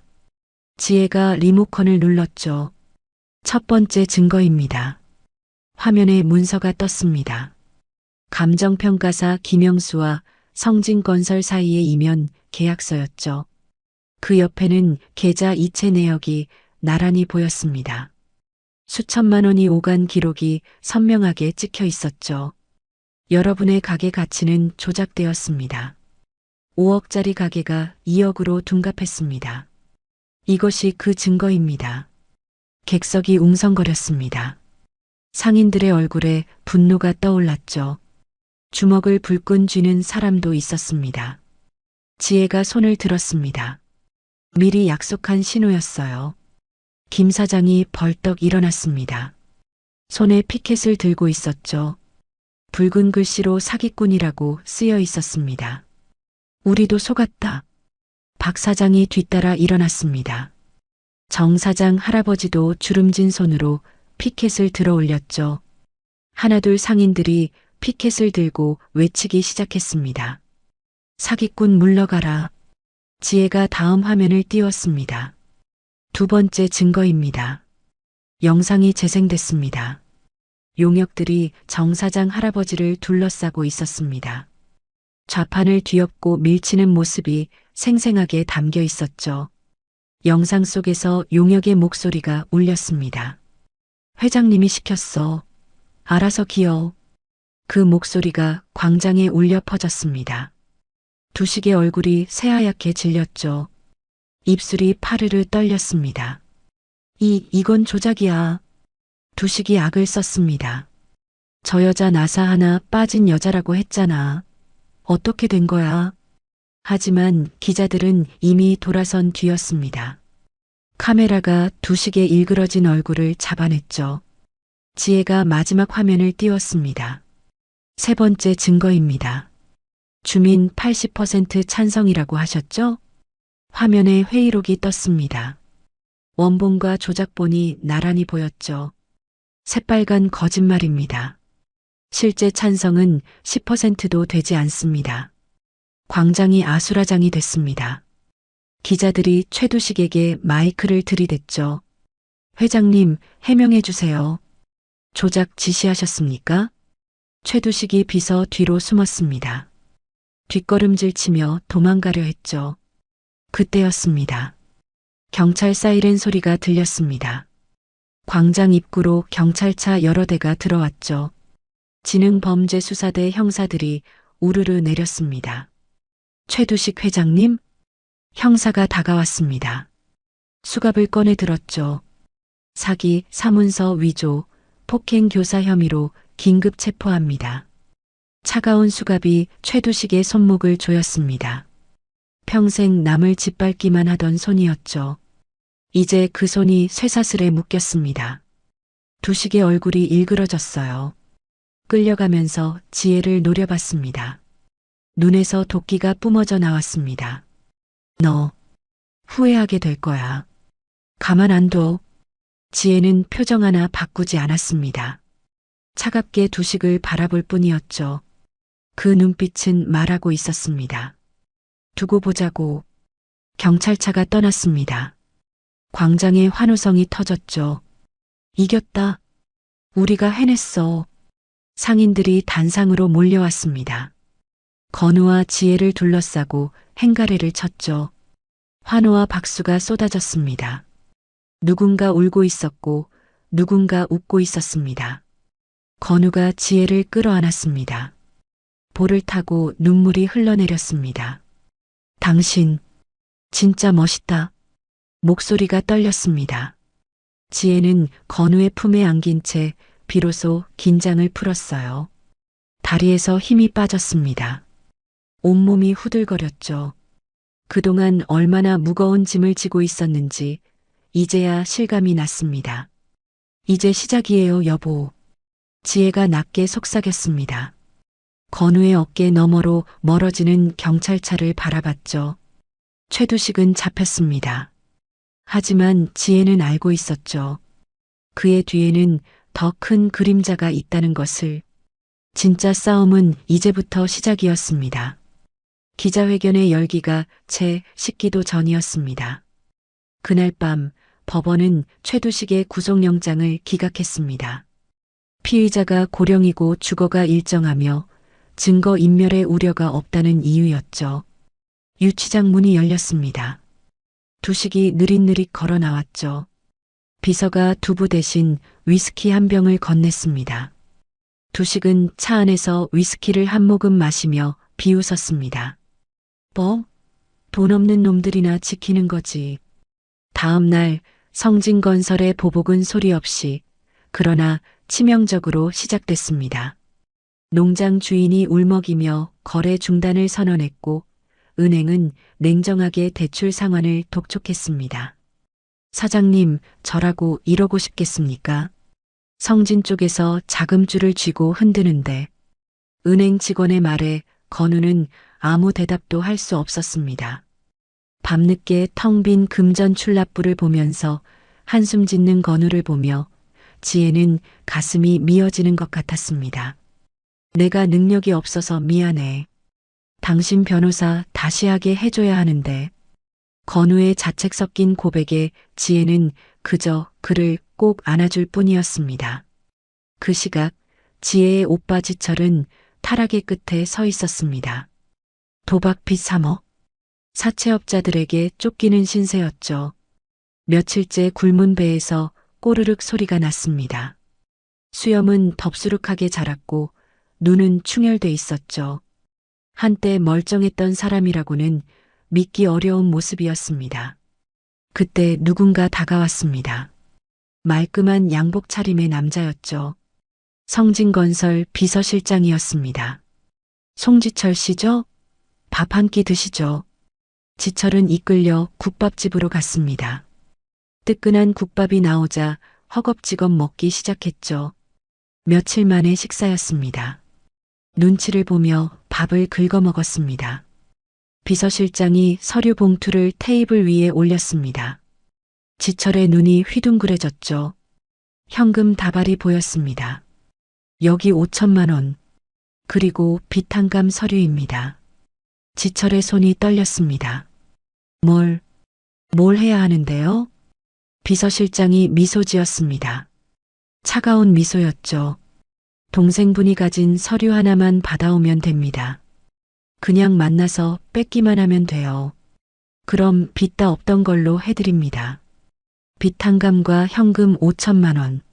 지철은 동생을 파는 대가치고는 너무도 싼값임을 알면서도 당장 목을 죄어오는 사채업자들의 칼날이 더 무서웠습니다. 정말 동생 안 다치게 하는 거죠? 그냥 서류만 뺏는 거죠? 비서실장이 고개를 끄덕였습니다. 비겁한 자기 합리화와 함께 그는 악마의 손을 잡았습니다. 다음 날 지철이 지혜에게 전화를 걸었습니다. 지혜야, 나다. 나 최두식이 비밀 금고에서 이중 장부를 우연히 얻었어. 지혜의 눈이 번쩍 떠졌습니다. 이중 장부라면 모든 것을 끝낼 수 있는 증거였죠. 오빠, 그게 진짜야? 지철의 목소리가 울먹거렸습니다. 나 너무 무서워. 이거 너 주고 나는 멀리 떠날래. 제발 도와줘. 지혜는 의심이 들었습니다. 하지만 오빠의 떨리는 목소리에 마음이 약해졌죠. 진짜 이중장부라면 건우를 괴롭히는 모든 압박을 끝낼 수 있었습니다. 지혜는 잠시 생각했습니다. 건우에게 말하면 분명히 막을 것이었죠. 여보, 그런 위험한 거 받지 말자. 그냥 우리가 다 포기하고 조용히 살자. 당신 다치면 나 못 살아. 건우는 그렇게 말할 게 분명했습니다. 아니면 자기가 대신 가겠다고 나설지도 몰랐죠. 그러다 험한 꼴을 당할까봐 지혜는 혼자 가기로 결심했습니다. 그녀는 지옥불로 뛰어드는 심정으로 외투를 입었습니다. 선배 변호사가 도와준 데서 서류 좀 전해주고 올게. 금방 와. 건우가 걱정스러운 눈으로 바라봤습니다. 비 올 것 같은데 우산 챙겨. 택시 타고 가고 도착하면 꼭 전화해. 건우가 챙겨준 검은 우산을 들고 지혜는 문을 나섰습니다. 그것이 건우의 다정한 목소리를 듣는 마지막 순간이 될 줄은 꿈에도 모른 채로요. 택시 안에서 지혜는 휴대폰을 꺼냈습니다. 만약을 대비해 실시간 위치 추적을 켰죠. 그리고 1시간 뒤 건우에게 자동으로 전송될 예약 문자를 설정했습니다. 강남의 재개발 공터. 어둠이 내려앉은 황량한 곳이었습니다. 멀리서 지철이 초조하게 서성이고 있었죠. 지혜가 다가갔습니다. 지철은 눈을 똑바로 마주치지 못했습니다. 이마에 식은 땀이 맺혀 있었죠. 왔냐? 지혜는 오빠의 빈손을 봤습니다. 서류 봉투 같은 건 어디에도 없었어요. 떨리는 눈동자를 보고 직감했습니다. 오빠, 장부 없지? 또 돈 때문에 나 부른 거야? 지철의 얼굴이 일그러졌습니다. 미안하다. 나도 살려고. 그가 뒷걸음질 치는 순간 어둠 속에서 검은 승합차의 전조등이 번쩍 켜졌습니다. 엔진 소리가 굉음을 내며 울렸죠. 차가 지혜를 향해 돌진했습니다. 멈출 기색이 없었습니다. 명백한 살해 의도였습니다. 지철의 얼굴이 새하얗게 질렸습니다. 죽이는 건 아니라고 했잖아. 그가 비명을 질렀습니다. 피해, 지혜야. 지철이 도로로 뛰어들어 차를 막으려 했습니다. 하지만 역부족이었죠. 쾅! 끔찍한 충돌음과 함께 지혜의 몸이 허공으로 솟구쳤습니다. 건우가 챙겨준 검은 우산이 힘없이 바닥으로 떨어져 나뒹굴었습니다. 지혜는 차가운 아스팔트 위에서 흐려지는 의식을 붙잡으며 생각했습니다. 우리 착한 남편, 나 없으면 밥은 누가 챙겨주나. 용역들이 차에서 내렸습니다. 멍하니 서 있는 지철을 끌어당겼죠. 너도 공범이야. 지철은 저항도 못하고 차에 구겨 넣어졌습니다. 같은 시각 가게에서 건우는 찌개를 데우고 있었습니다. 지혜가 올 시간에 맞춰 따뜻하게 준비해 둔 것이죠. 휴대폰 알림이 울렸습니다. 건우가 반가운 마음에 화면을 확인했어요. 여보, 미안해. 내 위치야. 연락 안 되면 여기로 와줘. 사랑해. 건우의 손에서 국자가 미끄러졌습니다. 탕. 금속 소리가 울렸어요. 그때 전화벨이 울렸습니다. 여기 한국병원입니다. 송지혜 씨 보호자분이십니까? 건우의 얼굴이 사색이 됐습니다. 다리에서 힘이 빠졌어요. 지혜가 왜요? 전화기 너머로 들려오는 교통사고라는 말에 건우의 세상은 비명 한 번 지르지 못하고 무너져 내렸습니다. 심장이 발밑으로 툭 떨어지는 것 같았고 눈앞은 캄캄하게 흐려졌죠. 앞치마도 벗지 못한 채 신발장 앞에서 허둥대던 건우는 결국 짝짝이 신발을 신은 채 시장 바닥을 미친 듯이 달렸습니다. 택시 안에서 그는 두 손을 모아 빌었습니다. 하느님, 제발 우리 지혜 좀 살려주세요. 제가 대신 죽어도 좋으니 제발이요. 창밖에 가로등 불빛이 흐릿하게 번져갔습니다. 응급실 문 너머에서 지혜가 어떤 모습으로 건우를 기다리고 있을지 아무도 알 수 없었습니다. 응급실 문이 열렸습니다. 건우가 뛰어들어갔죠. 소독약 냄새가 코를 찔렀습니다. 지혜가 들것 위에 누워 있었습니다. 얼굴은 피투성이었고 산소호흡기가 입을 덮고 있었죠. 하얀 시트가 붉게 물들어 있었습니다. 팔에는 수액줄이 여러 개 꽂혀 있었죠. 의료진이 분주하게 움직이며 수술실로 들것을 밀고 갔습니다. 지혜야. 건우가 소리쳤습니다. 하지만 수술실 문은 차갑게 닫혔죠. 의사가 다가왔습니다. 표정이 무거웠습니다. 보호자분이시죠? 장기 파열과 다리 복합골절이 심각합니다. 오늘 밤이 고비입니다. 청천벽력이었습니다. 건우의 무릎이 꺾였죠. 바닥에 주저앉았습니다. 두 손으로 얼굴을 감싸며 오열했습니다. 목이 터져라 울부짖었습니다. 뒤늦게 시장 상인들이 달려왔습니다. 김 사장, 박 사장, 정 사장 할아버지까지 모두 눈물을 훔쳤죠. 건우야, 힘내라. 김 사장이 건우의 어깨를 두드렸습니다. 하지만 위로가 될 리 없었죠. 경찰이 도착해 조사를 시작했습니다. 하지만 돌아온 소식은 절망적이었죠. 뺑소니 차량이 대포차입니다. CCTV 사각지대에서 사라져서 추적이 어렵습니다. 건우의 주먹이 부르르 떨렸습니다. 이건 단순한 교통사고가 아니었습니다. 최두식의 보복임을 직감했습니다. 10시간이 흘렀습니다. 수술실 불이 꺼졌죠. 의사가 나왔습니다. 일단 고비는 넘겼습니다. 중환자실로 옮기겠습니다. 건우는 안도의 한숨을 내쉬었습니다. 하지만 지혜는 여전히 의식이 없었죠. 간호사가 지혜의 소지품을 건넸습니다. 그 중에 깨진 휴대폰이 있었죠. 액정이 거미줄처럼 금이 가 있었습니다.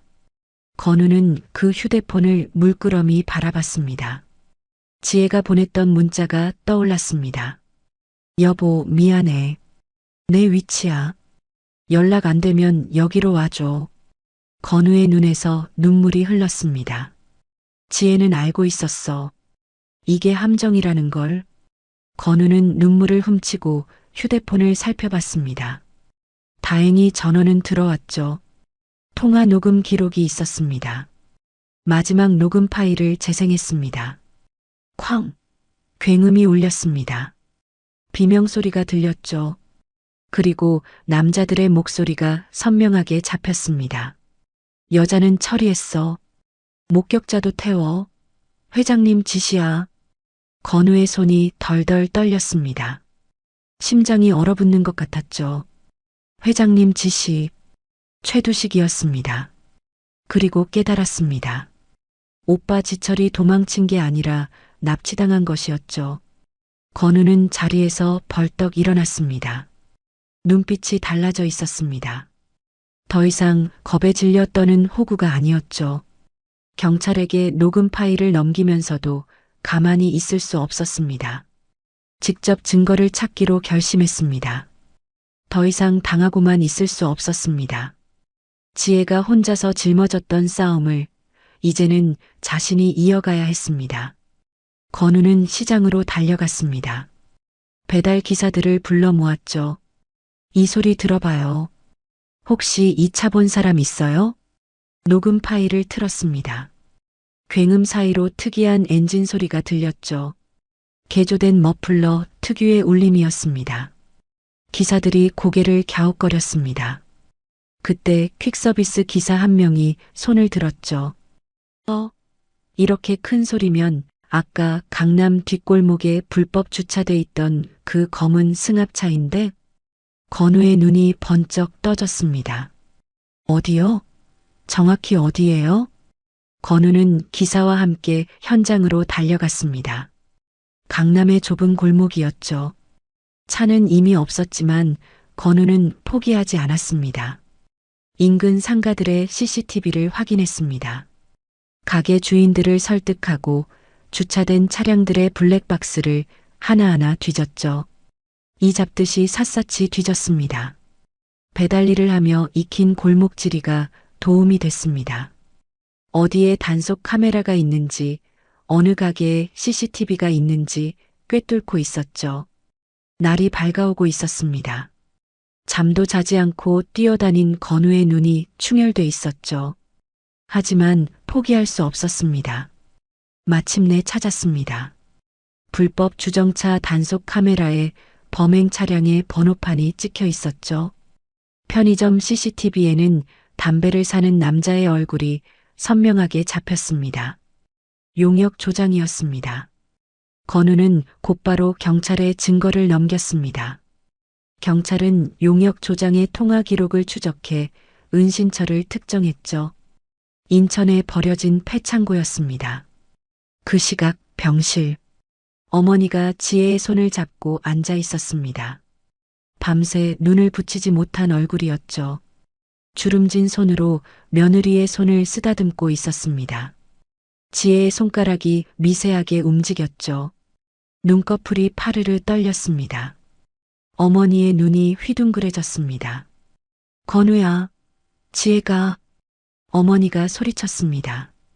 복도에 있던 건우가 병실로 뛰어들어왔죠. 지혜가 힘겹게 눈을 떴습니다.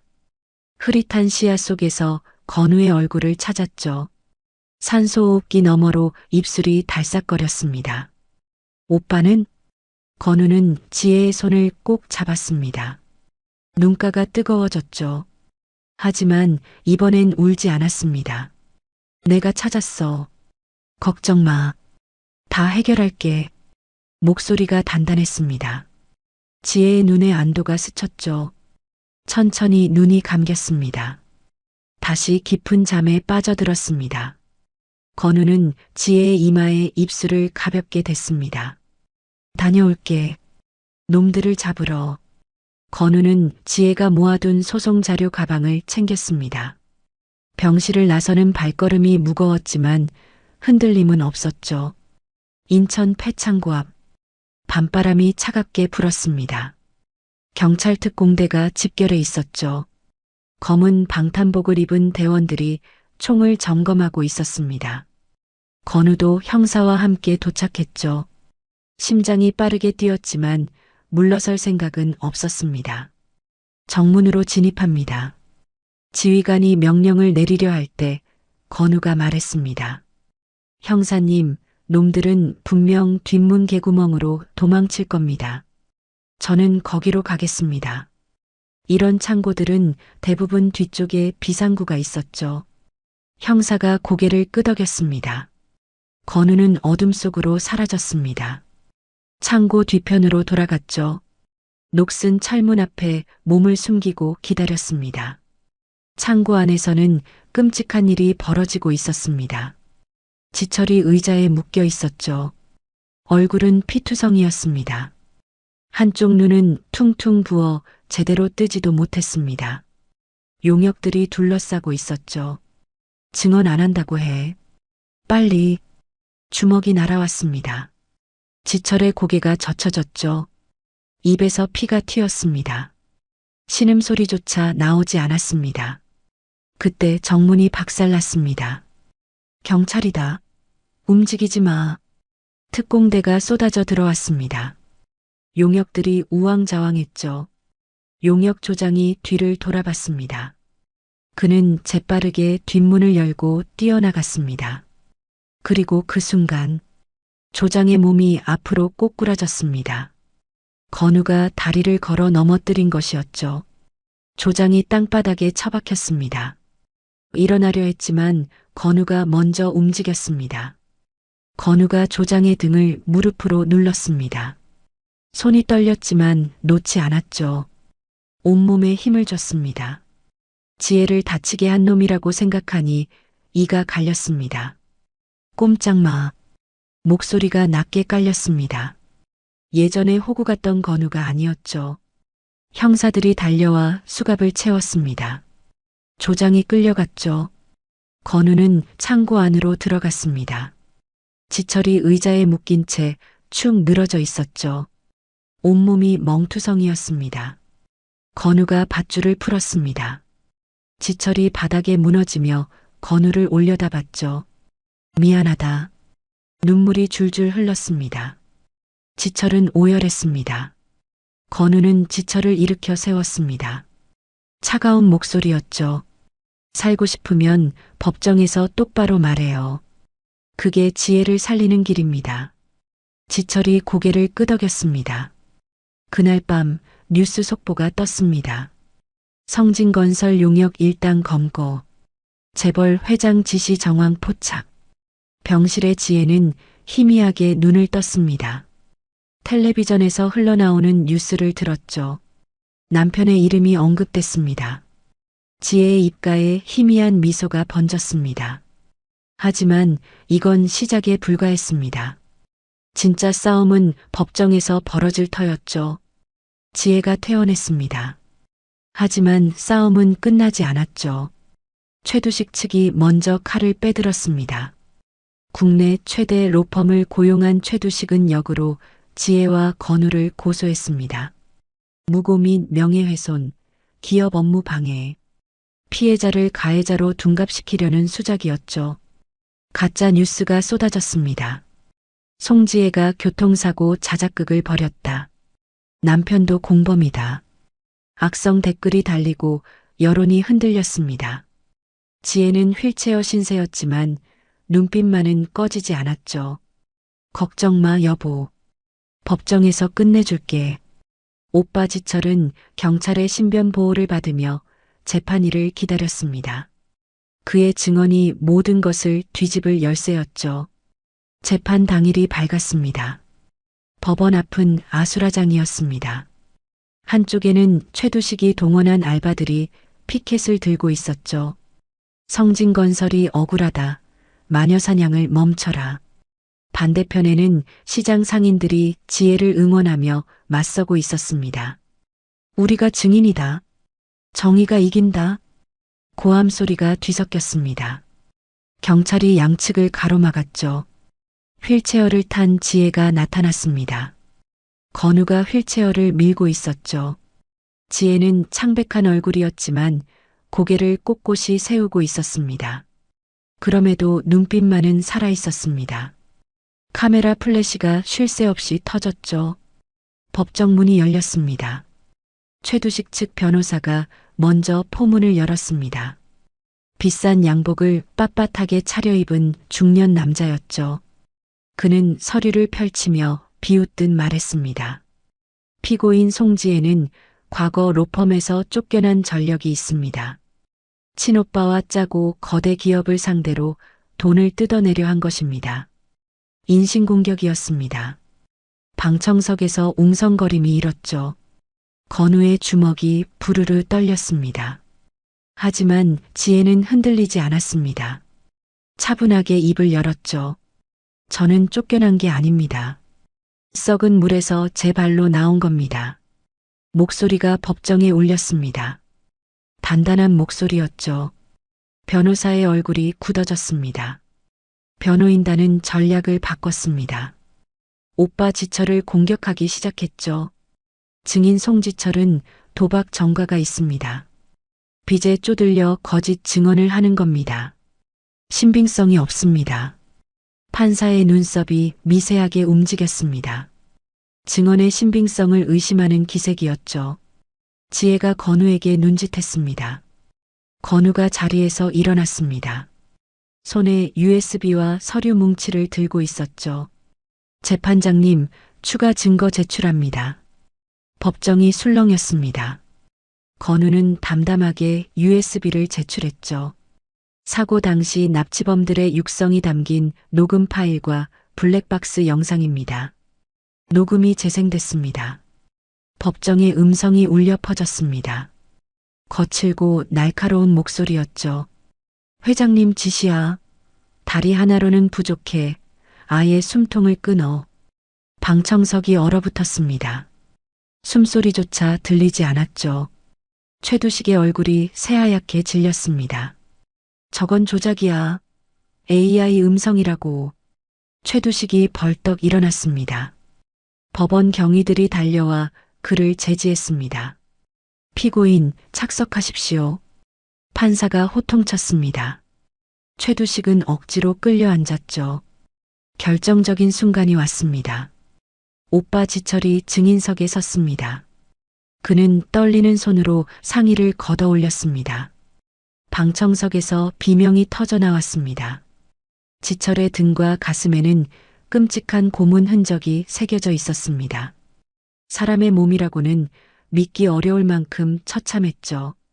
지철이 입을 열었습니다. 목소리가 갈라졌죠. 최두식이 동생을 죽이라고 시켰습니다. 법정이 숙연해졌습니다. 저는 쓰레기였습니다. 도박에 빠져 가족을 버린 놈입니다. 하지만 동생을 죽이는 괴물은 될 수 없었습니다. 눈물이 흘렀습니다. 피를 토하는 듯한 증언이었죠. 방청석 곳곳에서 훌쩍이는 소리가 들렸습니다. 최후 변론 시간이 됐습니다. 지혜가 입을 열었습니다. 돈으로 법을 살 순 있어도 진실을 살 순 없습니다.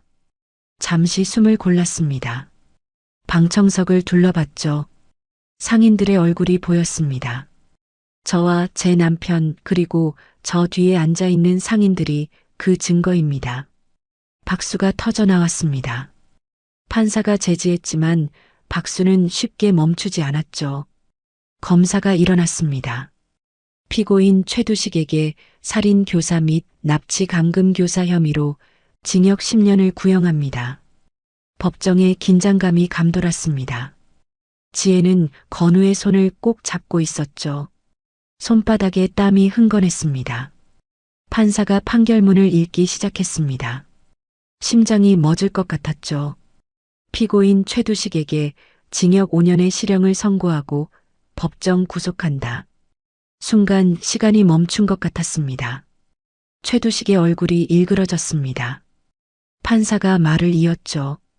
피고인은 반성의 기미가 없고 죄질이 극히 불량하다. 사회적 지위를 이용해 약자를 짓밟은 행위는 엄중히 처벌받아야 마땅하다.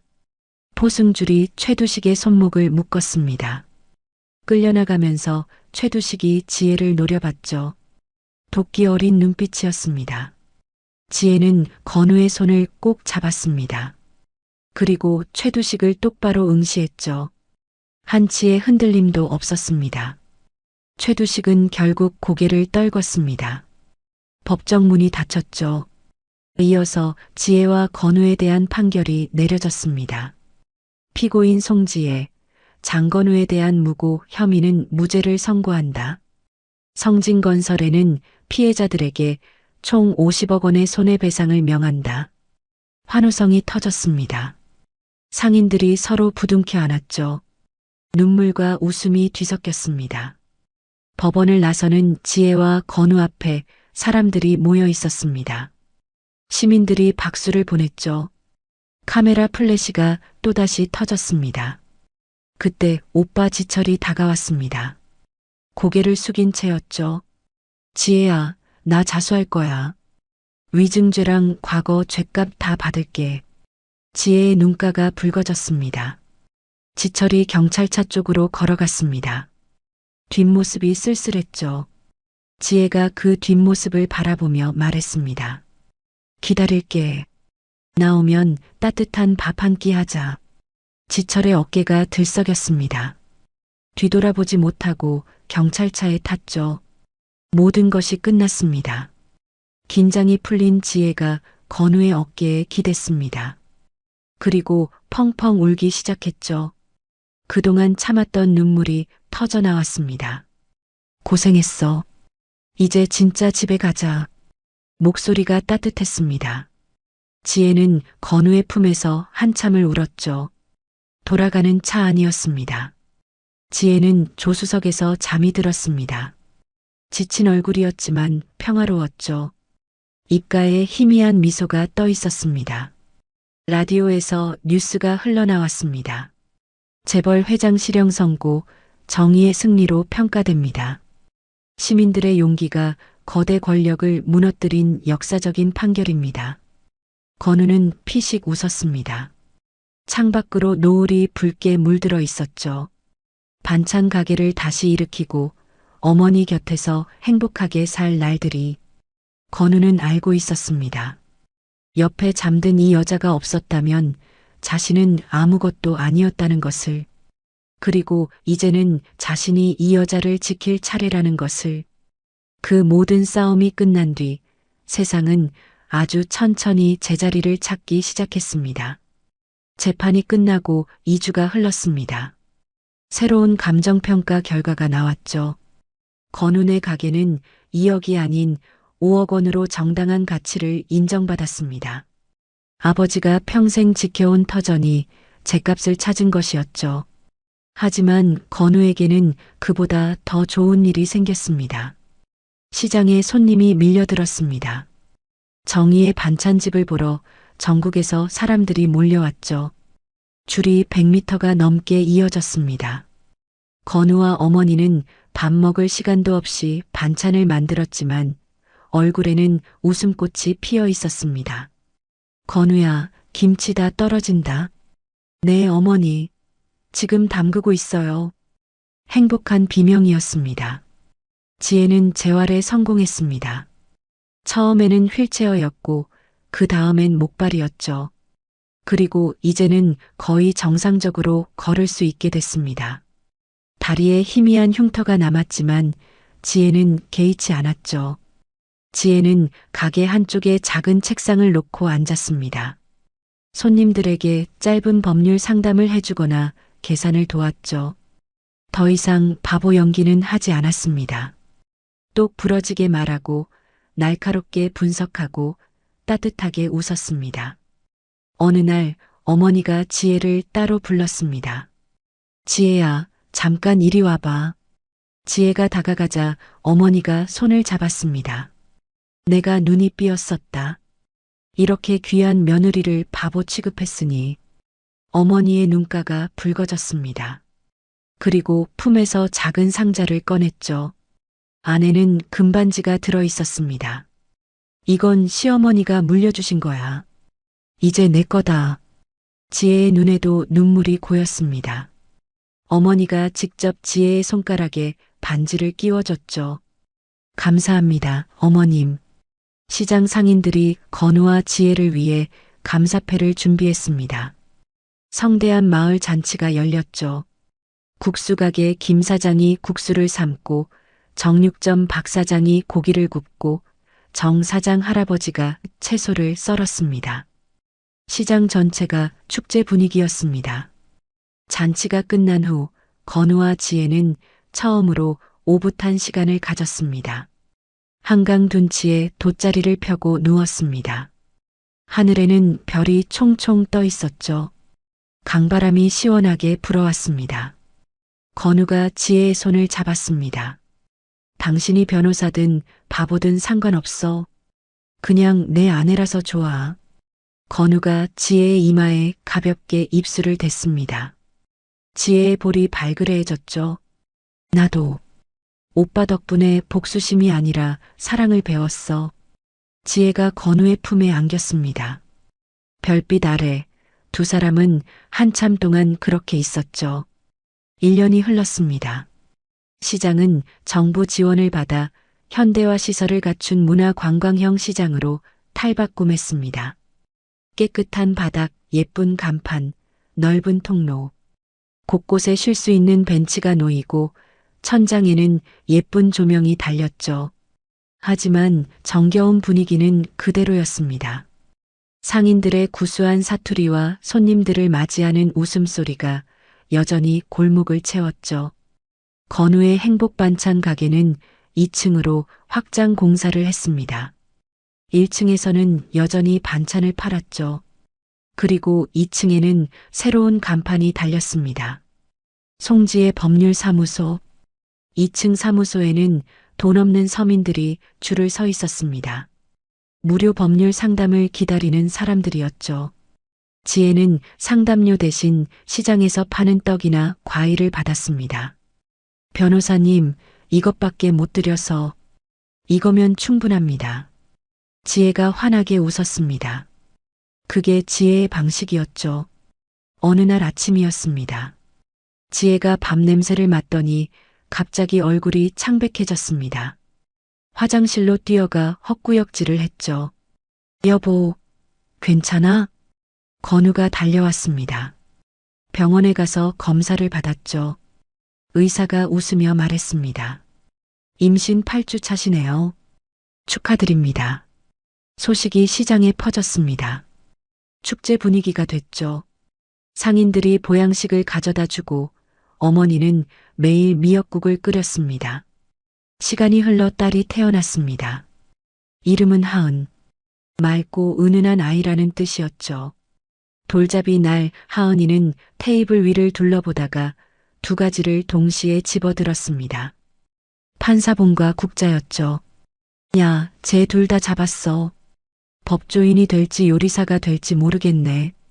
상인들이 웃음을 터뜨렸습니다. 건우와 지혜도 행복하게 웃었죠. 5년이 흘렀습니다. 어느 날 교도소 문이 열렸습니다. 최두식이 풀려났죠. 하지만 5년 전에 위풍당당한 재벌 회장은 어디에도 없었습니다. 허리가 굽고 머리가 하얗게 센 초라한 노인이었습니다. 볼은 쑥 들어가고 눈은 힘을 잃었죠. 가족들은 모두 떠났고 재산은 탕진됐습니다. 빈털털이었죠. 그날 저녁 시장 회관에서 행사가 열렸습니다. 시장 번영의 회장이 된 건우가 단상에 섰습니다. 여러분, 기쁜 소식이 있습니다. 우리 시장이 전국 최우수 시장으로 선정됐습니다. 환호성이 터졌습니다. 이어서 지혜가 자랑스러운 시민상을 받았습니다. 상을 받아들고 마이크 앞에 선 지혜가 입을 열었죠. 진짜 지혜는 머리에서 나오는 게 아닙니다. 불의에 맞서는 용기에서 나옵니다. 제 남편처럼요. 건우의 눈가가 뜨거워졌습니다. 건우와 지혜가 함께 쓴 에세이가 출간됐습니다. 바보 아내와 호구 남편의 반란. 책은 베스트셀러가 됐죠. 두 사람은 인쇄 전액을 어려운 이웃을 위해 기부했습니다. 출소한 오빠 지철은 시장에서 배달 일을 시작했습니다. 성실하게 일하며 새 삶을 살았죠. 주말 오후였습니다. 건우 가족이 손을 잡고 시장 골목을 산책했습니다. 하은이가 두 손으로 엄마 아빠의 손을 잡고 깡충깡충 뛰었죠. 엄마는 옛날에 왜 바보였어? 하은이가 고개를 갸웃거리며 물었습니다. 지혜가 웃으려는 순간 건우가 먼저 대답했죠. 엄마는 바보가 아니야. 아빠를 지켜주는 슈퍼 히어로였단다. 하은이의 눈이 반짝였습니다.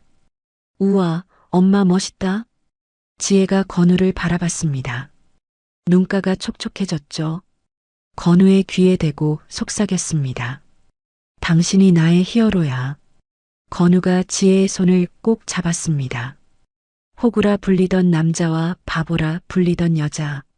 세상은 그들을 비웃었지만 그들은 포기하지 않았습니다. 서로의 진짜 모습을 알아봤고 함께 싸웠고 마침내 행복을 찾았죠. 이것이 그들의 이야기였습니다. 평범한 사람들이 불의에 맞서 이겨낸 작지만 위대한 이야기. 오늘 이야기를 끝까지 들어주셔서 감사합니다. 어디에서 이야기를 듣고 계신지 댓글로 남겨주시면 반드시 답장 드리겠습니다. 오늘도 행복하시고 건강한 하루 보내시길 간절히 바랍니다. 다음 이야기로 찾아뵙겠습니다. 구독, 좋아요 부탁드립니다. 햇살 같은 이야기였습니다.